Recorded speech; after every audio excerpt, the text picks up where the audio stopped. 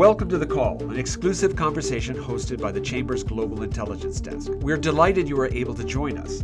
Please note the views of our guests today are not necessarily those of the Chamber, but we hope you will find those views as valuable as we do. Let's get started. Good morning, and welcome to The Call, brought to you by the U.S. Chamber of Commerce here in Washington. I'm your host, Jay Sapsford, and here is today's question of the moment. Are we ready for the end of NATO? The modern world's most successful military alliance is facing an existential crisis. For over 7 decades, NATO has been the bedrock of European security, but renewed calls for Europe to spend more on its defense are fueling a separate debate over whether NATO still serves U.S. interests. And as uncertainty grows, so does Europe's urgency to prepare for a future where it might need to stand on its own.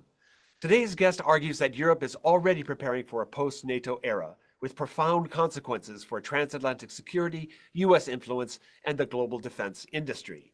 In his latest op-ed, he warns that if the U.S. were to withdraw, Europe would escalate defense spending, distance itself from the U.S., and take full ownership of Ukraine's defense. All of this raises the question, is NATO's end already underway? Joining us now is Admiral James Stavridis, partner and vice chairman of the Carlyle Group and former Supreme Allied Commander of NATO. Admiral, welcome to The Call. Great to be with you, Jay. Admiral, in an increasingly fragmented world, wasn't it inevitable that NATO would have trouble holding together? No, I don't think so, particularly given the behavior of Vladimir Putin. Look, think of NATO as a computer program. NATO 1.0 is the Cold War NATO. It's got very clear basis for existing against the old Soviet Union. So the wall falls. Now you're in NATO 2.0, which is the war on terror. And for the next 20 years, NATO plays a significant role across the spectrum, particularly in Afghanistan, where I commanded 150,000 NATO troops. And then that war ended, and now we're kind of in NATO 3.0, Jay. And obviously, because of the bad behavior of Vladimir Putin, I think the purpose of the Atlantic Alliance remains very, very strong. So no, I don't think there's anything inevitable about the demise of NATO. And yet we see signs that it's starting to fray around the edges. What are the signs that you see? Quite clearly, the marked antipathy of some members of the Republican Party and emanating from the top, from Donald Trump, who has been one to denigrate the alliance frequently and brush aside its contributions and so on. So I think there's a U.S. kind of leaning back from Europe that is, if you will, undermining the very foundation of that transatlantic bridge. Over on the European side, and in Canada, frankly, the passion for the alliance remains, particularly, again, as they look at the threat of Vladimir Putin. So what's kind of undermining the alliance, quite clearly, is the Trump administration. What challenges would Europe face if they decide to go it alone? This is the question of the moment. The question you pose is, are we ready for the end of NATO?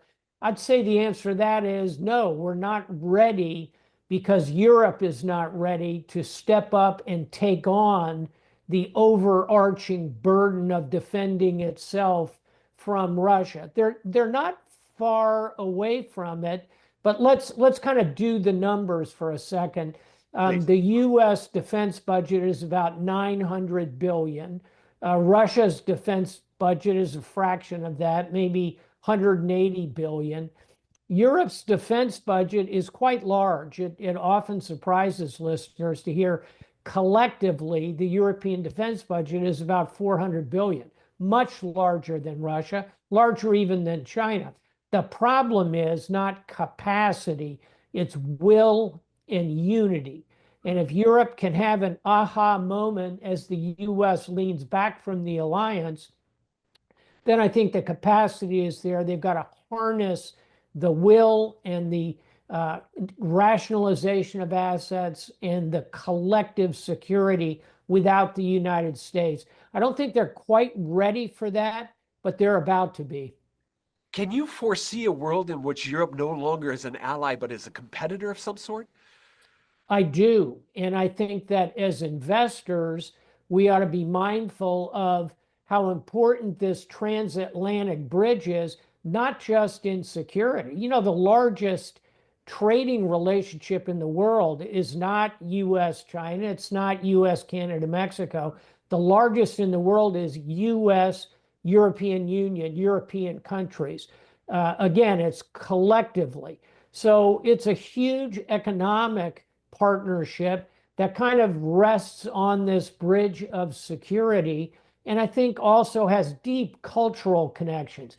Democracy, liberty, freedom of speech, freedom of education, gender equality, racial equality. We share those values. So the transatlantic bridge is not just NATO, it's security, it's economic, it's culture, and it's values. So the challenge becomes if you take away that security plank in the bridge, if you will, how does the rest of the bridge do? Well, frankly, in my view, it starts to get a little creaky. And here we get to your point. What if the European Union says, okay, can't rely on the US anymore? How about if we bring Canada into the European Union? All that oil, all that gas, all those fisheries, 40 million people, that's a sizable population. If the US is going to be slapping huge tariffs on Canada, it's not inconceivable to me the European Union could try to poach them away from us, Right. break up USMCA, the new NAFTA, and pull Canada toward them. That's one form of competition. I'll give you a second one, a little less likely. But what if the European Union decides they want to really start focusing on positive relations with China? What if they want to create a free trade association with China? The old TPP, Trans-Pacific Partnership, that could be Europe and China working together. So we need to recognize, my view, we're not the only game in town, and other nations looking at these tariffs, looking at us leaning back, may start to find other ways to create their own international system that don't involve us. Okay, we've got an audience member who's weighing in here right on this topic. He's wondering, what role might Turkey play in a post-NATO Europe? The role of Turkey is very fascinating here. Oh, Turkey is an incredibly fascinating country. And by the way, my grandparents, who were ethnically Greek and spoke Greek, actually were citizens of the Ottoman Empire and emigrated here almost exactly 100 years ago. I have very close relationships with many senior Turkish officials. I was very close to Turkey when I was Supreme Allied Commander of NATO. Look, Turkey is a nation on the rise. Their demographics are powerful. We often miscategorize them as this kind of bridge between East and West. Believe me, they see themselves correctly as a center of power in the Middle East. They have a dynamic leader. You can like him or you can not like him, but Erdogan is a dynamic leader who has ideas, engages in the world. So I think Turkey is very important to the NATO alliance. And if there is a post-NATO world, this is another example of where Europe would be very smart to reach out and pull Turkey closer and closer toward it, perhaps going back to the idea, which has been shelved for a couple of decades, of Turkey as a member of the European Union. That could be another consequence of the US pulling away. Turning to the battlefield in Ukraine for a moment, recently the United States suspended intelligence cooperation with Kyiv.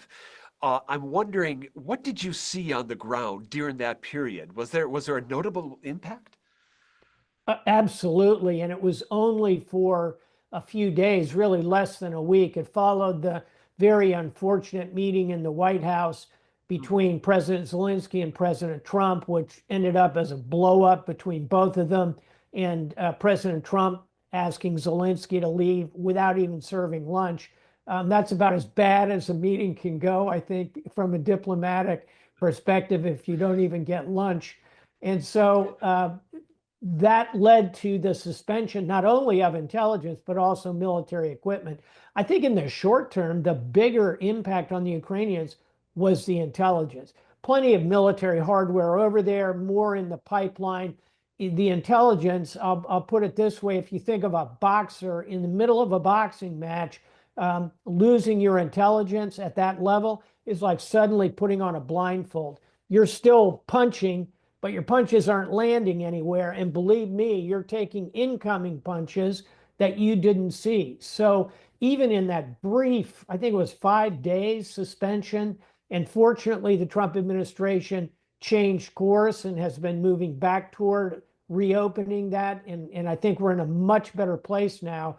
But that short 5 day period, I think, was a wake-up call for the Ukrainians, how dependent they are not only on tanks and planes and bullets and artillery rounds, but also on high-grade intelligence.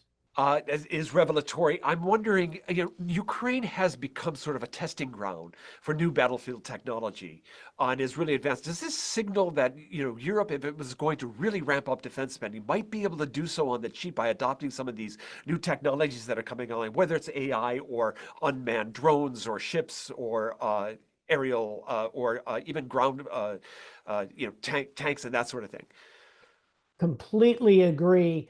But I'm going to add a slightly orthogonal thought, which is the battle in Ukraine is this curious mix of what you just described, this high-end cyber special forces, hypersonic cruise missiles, high-speed everything, and above all, unmanned and artificial intelligence. It's kind of, if it were a book, it would be Starship Troopers by Robert Heinlein. Okay. On the other hand, in Ukraine, it's a ground war that looks a lot like World War I. It's trenches and tanks and hand-to-hand combat and blood and wounds and awful grinded out warfare. Above all, artillery duels. That's World War I. If you wanted a novel there, it would be All Quiet on the Western Front by Rim Marquet. So it's really both in Ukraine, and your point is correct. There are a lot of lessons to draw from this. Certainly, I think the bias is going to be toward looking at those high-end technologies, and that's where a lot of the European defense spending will go. But the Europeans would be smart to be mindful, and you don't need to tell a continent full of people that have had war across Europe, Western Europe, twice in the 20th century. War is more than the high-tech Star Wars stuff. It's going to continue to require real combat and hand-to-hand. So you've got to be able to do both. But final thought, you want to kind of bias, I think, toward that high-end combat capability. That's what people are watching. Well, I'm delighted to meet a fellow Robert A. Heinlein fan. I grew up on his work. It was fantastic. I And do by the have way, you probably don't know this, but he is a graduate of the U.S. Naval Academy, Annapolis graduate, former naval officer. I did not know that. I will add that to my list of reasons why I love his work. I wanted to ask you a question about the role of the U.S. Navy. We in the business community owe you folks who served in the Navy an enormous debt of gratitude. I mean, you guaranteed the security of the high seas so that we could ship our widgets and our computers across the oceans without any sort of risk factored into the pricing. Can we still afford to do that? Can we still afford to use our military to guarantee the risk, not only for ourselves, but for our trading partners and frankly, for the whole world at this point? We can afford to do it, but we would be smart to not try and do it unilaterally. The U.S. Navy has 270 to 320 ships, depending on how you count them. But warships, let's call it round numbers, 300. There's really 1,000-ship Navy out there on our side. That's if you add up the hundreds of warships that all of our NATO partners have. Japan has an extremely high-end Navy. Australia, New Zealand, Singapore, the Philippines, all of these nations have very capable navies. And the Europeans put to sea guided missile destroyers and cruisers, aircraft carriers. The Brits have 2 brand new aircraft carriers. France operates nuclear aircraft carrier, Charles de Gaulle. Both Britain and France have nuclear capability and attack submarine capability. So we'd be very smart to think in terms not of our unilateral 300 ship Navy, but how do we harness that 1,000 ship Navy that's out there? That's what can really guarantee freedom of the high seas most effectively. And again, Jay, see paragraph 1 about why it's a bad idea to walk away from NATO and walk away from these alliances. We may be grumpy about, hey, they don't spend quite enough on defense. They spend a lot on defense and would be, my view, very foolish to just walk away. We ought to keep pressure on them to get their defense spending up to around 3.5% of GDP. That's what we spend. Europe's at about 2%. Japan is going up to about 2%. If we can pull them to 3%, game over for China and Russia. We've got them beaten like a drum in terms of military resources. And final thought, don't forget the advantages of having served alongside all those allied forces over decades, including 20 years in the forever wars. These are allies who are highly blooded militaries. They have gone into combat with us, died and fought alongside us. They know how to fight if they have to. Would be smart to maintain not only NATO, but those other alliances in Asia strongly. All right, Admiral, I wonder if you might be able to sum up for us what advice you have for businesses who are operating across borders as the security architecture starts to show a few signs of cracks here. Yeah, let me give you 3 unknowns and 5 or 6 things that I think are a pretty good bet. And all of these derive from geopolitics and really reflect some of the analysis I do for my firm, the Carlyle Group. And we often share this across our partnerships and our colleagues. 3 big unknowns with geopolitical tendrils. One, the most obvious, of course, are the tariffs. How far will the Trump administration push? Are they going to end up using these tariffs as kind of guided strikes, precision guided strikes? Or are they going to maybe do some carpet bombing as they talk about 25% tariffs on this and 40% on this? I think they're probably going to ease back toward more guided missile, but I'm watching that very closely. That's an unknown. Number 2, how far will they go in the deportations of illegal migrants who are here in the country? If they take 1 million out of hardened criminals and Venezuelan gangsters, that won't impact the economy. But if they go after 8, 10, 12 million workers here in the country, undocumented to be sure, here illegally, got it, they're 40% of all agrarian workers. They're 25% of all construction trades. They're 20% of hospitality workers. That'll have big economic impact domestically, but also have a big geopolitical side to it as we create real difficulties with nations to the south of us. And then third and finally, the unknown is what we've talked about a lot. How far will Team Trump want to lean back from the international system, lean back from alliances, just sort of push our allies away? The degree they do that, and I think ultimately they will not. I think ultimately we're going to maintain this array of allies, partners, and friends. But those are 3 kind of unknowns to watch. I'll give you 4 or 5 things that are a pretty good bet geopolitically, in my view. Number 1, we are not going to blow up the relationship with China.